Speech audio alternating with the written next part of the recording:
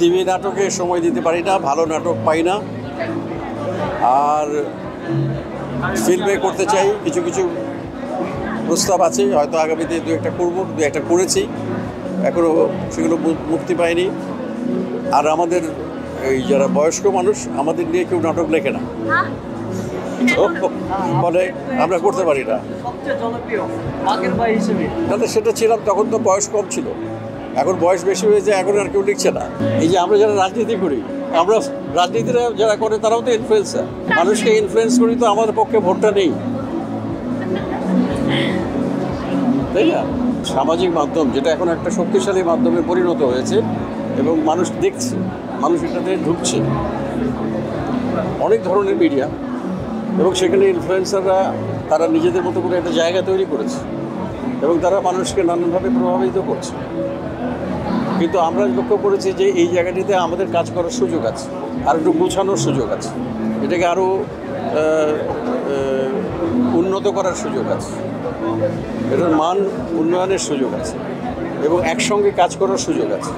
তো আমরা সেই জায়গাটাতেই এখন চেষ্টা করছি, কারণ ইনফ্লুয়েন্সারদের কাজ, তারা হয়তো বিনোদনের মাধ্যমে, হাস্যরসের মাধ্যমে বা অভিনয়ের মাধ্যমে বা সুন্দর সুন্দর কথা বলে তারা মানুষকে নানানভাবে প্রভাবিত করছে, মানুষকে নানান ধরনের বার্তা দিচ্ছে।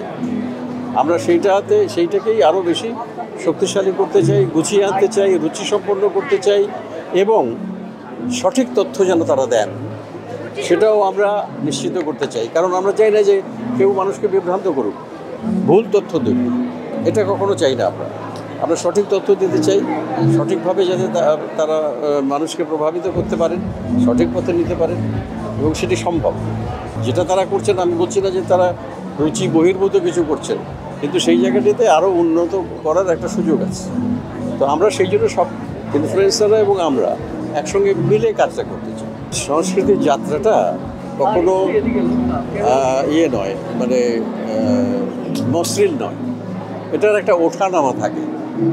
যেমন একটা সময় মাঝখানে দেখা গেছে যে মঞ্চ নাটক খুব খারাপ অবস্থায় চলে গেছে, মানুষ দর্শক যাচ্ছে না, ভালো নাটক হচ্ছে না। সেই সময় অবস্থাটা কিন্তু আমরা এখনও আবার কাটিয়ে উঠেছি। এখন মঞ্চে অনেক ভালো ভালো নাটক হয়েছে। টেলিভিশন নাটক নিয়ে অনেক কথা আছে, কিন্তু সেখানে সমস্যাও আছে। যেমন টেলিভিশন নাটকগুলো ভালো হয় না, কেন হয় না? এর পিছনে অনেকগুলো কারণ আছে। একটা তো হলো যে সবাই নাটক বানাচ্ছেন, কিন্তু সবার পক্ষে নাটক লেখা, বানানো সম্ভব নয়। আর দ্বিতীয়ত, নাটক বানানোর জন্য টেলিভিশনের কর্তৃপক্ষ যে বাজেটটা দেয়, ওই বাজেটে ভালো কাজ হওয়া সম্ভব নয়। ভালো কাজ করতে গেলে একটু খরচ করতে হবে তো, কিন্তু তারা তো দিতে চান না। একটা ধারাবাহিক নাটকের প্রতি পর্বে যদি 25,000 টাকা খরচ করে কেউ, তাহলে কীভাবে হবে? বা 30,000 টাকা খরচ করলে কীভাবে ভালো নাটক হবে?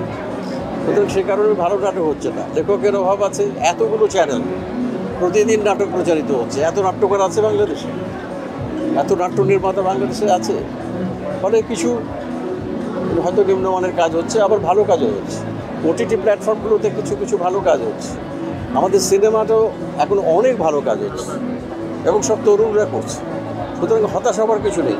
আমরা একটা সময় পার করছি, এই সময়টা পার হয়ে গেলে হয়তো সামনে আরও সুদিন আসবে।